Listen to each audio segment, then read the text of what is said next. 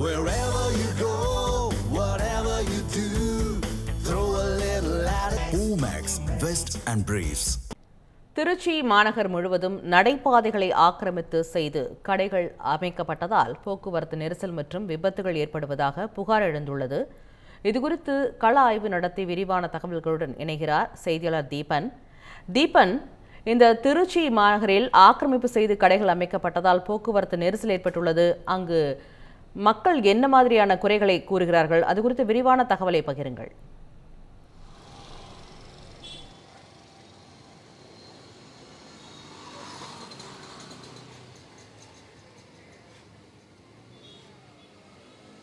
வணக்கம் பராசக்தி. திருச்சி மாநகரை பொறுத்தவரை பல்வேறு இடங்களில் நடைபாதைகள் அமைக்கும் பணியை மாநகராட்சி கடந்த 2 ஆண்டுகளாக மேற்கொண்டு வருகிறார்கள்.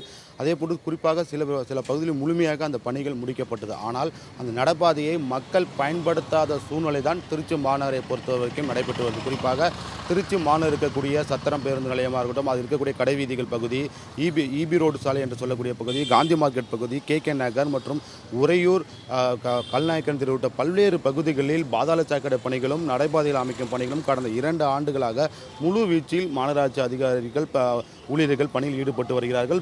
பல்வேறு பகுதியில் முழுமையாக அந்த நடைபாதை அமைக்கும் பணிகள் முடிவுற்றது. ஆனால் அந்த நடைபாதைகள் அமைக்கப்பட்டாலும் இதுவரை அந்த நடைபாதையை பொதுமக்கள் பயன்படுத்த முடியாத ஒரு சூழ்நிலை தான் நிலவி வருவதாக பொதுமக்கள் தரப்பில் ஒரு குற்றச்சாட்டாக முன்வைக்கப்படுகிறது. குறிப்பாக பொதுமக்கள் தெரிவிப்பது என்னவென்றால், திருச்சி மாநகராட்சியை பொறுத்தவரை மொத்தம் 65 வார்டுகள் உள்ளது. அந்த 65 வார்டுகளில் பல்வேறு வார்டுகளில் நடைபாதைகள் அமைக்கும் பணி முறையாக நடைபெற்று வந்தாலும் அந்த பாதையை மக்களால் பயன்படுத்த முடியவில்லை. குறிப்பாக காலை மற்றும் மாலை நேரங்களில் செல்லக்கூடிய அந்த பகுதியில் செல்லக்கூடிய மக்கள் சாலையில் தான் நடந்து செல்ல வேண்டிய ஒரு சூழ்நிலை இருக்கின்றன. குறிப்பாக அந்த நடைபாதையில் முழுவதுமாக ஆக்கிரமிப்பு செய்து கடைகள் அமைக்கப்படுவது, டிஃபன் கடைகள், காய்கறி கடைகள், பூக்கடைகள் போன்ற பல்வேறு கடைகள் அமைக்கப்படுவதால் பொதுமக்கள் அந்த நடைபாதையை பயன்படுத்த முடியாத ஒரு சூழ்நிலை தொடர்ந்து நிலவி வருகிறது. சாலை ஓரமாக வாகனங்களை இருசக்கர வாகனம் மற்றும் 4 சக்கர வாகனம், ஆட்டோ போன்ற வாகனங்களை நிறுத்துவதால் கடுமையான போக்குவரத்து நெரிசலிலும் பொதுமக்கள் தொடர்ந்து சந்தித்து வருகிறார்கள். இது குறித்து பலமுறை திருச்சி மாநகராட்சி அதிகாரிகளிடம் புகார் தெரிவித்தும் அதிகாரிகள் ஒரு மெத்தன போக்கில் செயல்பட்டு வருவதாக ஒரு குற்றச்சாட்டும் எழுந்துள்ளது. குறிப்பாக இருக்க வெஸ்லி ஸ்கூல் இருக்க சொல்லக்கூடிய மத்திய பேருந்து நிலையம் பகுதியில் இருக்கக்கூடிய சாலை ஓரமாக இருக்கக்கூடிய அனைத்து கடைகளிலுமே வாரத்துக்கு ஒரு முறை மாநகராட்சி அதிகாரிகள் அந்த கடைகளை அகற்றும் பணியில் தொடர்ந்து ஈடுபட்டு வருகிறார்கள்.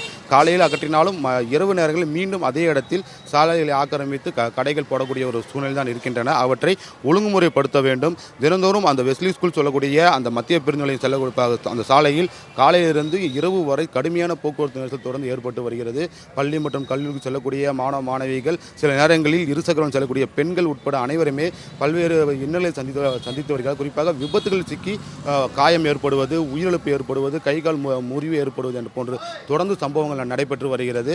ஆக இவற்றை முறைப்படுத்த வேண்டும் என பொதுமக்கள் தரப்பில் கோரிக்கை வைக்கப்படுகிறது. குறிப்பாக நம்ம பார்த்து கொண்டு இருக்கக்கூடிய ஒரு பகுதி உறையில் இருக்கக்கூடிய பஞ்சவர்ண சாமி திருக்கோயிலுக்கு செல்லக்கூடிய அந்த சாலையில் கடந்த பல ஆண்டுகளாக சாலைகளை ஆக்கிரமிப்பு செய்தும் நடைபாதைகளை ஆக்கிரமிப்பு செய்தும் கடைகள் அமைக்கப்பட்டுள்ளது. அந்த காட்சியை நம்மால் பார்க்க முடியும். நடைபாதை முழுவதுமாக அந்த சிறிய தள்ளுவண்டி கடைகள், பெட்டி கடைகள், பல கடைகள், காய்கறி கடைகள் என பல்வேறு கடைகள் அமைக்கப்பட்டு பொதுமக்கள் அந்த நடைபாதையை பயன்படுத்த முடியாத ஒரு சூழ்நிலை தொடர்ந்து நிலவி வருகிறது. குறிப்பாக இந்த பகுதி எப்போதுமே ஒரு பரபரப்பாக இயங்கக்கூடிய பகுதி. இந்த பஞ்சவர்ண சாமி திருக்கோயில் என்பது மிகவும் பிரசித்தி பெற்ற ஒரு தலமாக அந்த உறையூர் பகுதியில் பார்க்கப்பட்டு வருகிறது. தினந்தோறும் ஆயிரக்கணக்கான மக்கள் இந்த கோயிலுக்கு வருகை தருகிறார்கள். இந்த கோயிலுக்கு வருகை போன்று தினந்தோறும் கடுமையான ஒரு போக்குவரத்து நெரிசல் சிக்கி தவிர்ப்பதாகவும் தினமும் ஒரு விபத்து நடைபெற்று வருவதாகவும் ஒரு புகார்கள் எழுந்துள்ளது.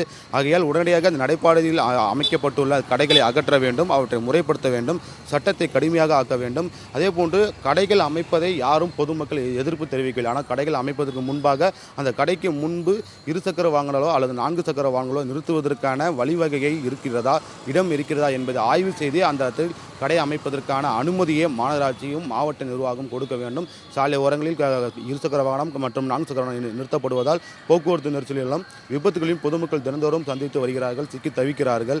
பலமுறை கோரிக்கை வைத்தும் மாவட்ட நிர்வாகம் இதுவரை எந்தவிதமான நடவடிக்கையும் எடுக்கப்படவில்லை எனவும் ஒரு பெரிய குற்றச்சாட்டு எழுந்துள்ளது. ஆகையால் இந்த நடைபாதையை மக்கள் பயன்படுத்த தான் இந்த நடைபாதை என்பது அமைக்கப்படுகிறது. விபத்துகள் தடுப்பதற்காகவும் போக்குவரத்து நெரிசலை குறைப்பதற்காகவும் தான் இந்த நடைபாதை அமைக்கப்படுது. ஆனால் நடைபாதைகள் பல லட்சம் கோடிகள் மதிப்பீட்டு நடைபாதை அமைக்கப்பட்டாலும் அது பயன்படுத்த முடியாத சூழ்நிலை தான் திருச்சி மாநகராட்சி இருக்கக்கூடிய 65 வார்டுகளையும் பொதுமக்கள் சந்தித்து வருகிறார்கள். உடனடியாக இதுக்கு மாநகராட்சி நடவடிக்கை எடுக்க வேண்டும், மாவட்ட நிர்வாகம் நடவடிக்கை எடுக்க வேண்டும். இந்த சாலை சாலையோரம் அமைக்கப்பட்டுள்ள அனைத்து கடைகளையும் அகற்றப்பட வேண்டும். முழுமையாக போக்குவரத்து நெரிசல் இல்லாமல் விபத்துகள் நடைபெறாமல் இருப்பதற்கு அதிகாரிகள் முழுவீச்சில் செயல்பட வேண்டும் என திருச்சி பொதுமக்கள் தரப்பில் கோரிக்கை வைக்கப்பட்டுள்ளது. கள நிலவரங்களை பகிர்ந்தமைக்கு நன்றி தீபன். கோவையில் பாதசாரிகளின் நடைபாதைகளை ஆக்கிரமித்து கடைகள் அமைக்கப்பட்டதால் போக்குவரத்து நெரிசல் மற்றும் விபத்துகள் ஏற்படுவதாக புகார் எழுந்துள்ளது. இதுகுறித்து களஆய்வு நடத்தி விரிவான தகவல்களுடன் இணைகிறார் செய்தியாளர் சுரேஷ்குமார். வணக்கம் சுரேஷ்குமார். திருச்சியை தொடர்ந்து கோவையிலும் நடைபாதைகளை ஆக்கிரமித்து கடைகள் அமைக்கப்பட்டதால் போக்குவரத்து நெரிசல் மற்றும் விபத்து ஏற்படுகிறது. இதுகுறித்து விரிவான களஆய்வை பகிருங்கள். வணக்கம் பராசக்தி. கோவை மாநகரை பொறுத்தளவில் அதிக விபத்துகள் தமிழகத்தில் நடைபெறுகிறது என்றால் அது முக்கிய நகரமாக கோவை மாநகரம் இருந்து வருகிறது. இதற்கு முக்கிய காரணமாக புள்ளி விவரங்களின்படியே நாம் பார்த்தோமேயானால் கடந்த 2025ஆம் ஆண்டு மட்டும் மொத்தம் 1160 சாலை விபத்துகள், இதில் 274 பேர் உயிரிழந்திருக்காங்க. 350 பாதசாரிகள் விபத்தில் சிக்கியிருக்காங்க. 94 பாதசாரிகள் உயிரிழந்திருக்காங்க. அதே போல் 2024 கோவை மாநகரில் 642 சாலை விபத்துகள் ஏற்பட்டிருக்கு. இதில் 176 பேர் உயிரிழந்திருக்காங்க.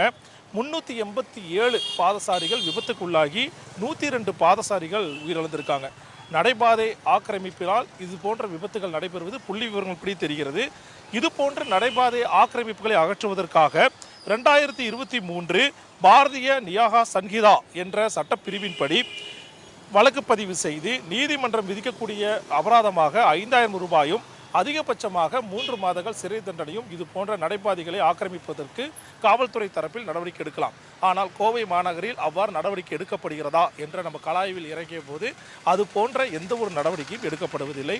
மாறாக 1, 2, 3 இல்லை 100க்கும் மேற்பட்ட கடைகள் நடைபாதைகளில் ஆக்கிரமித்து இருக்கிறார்கள்.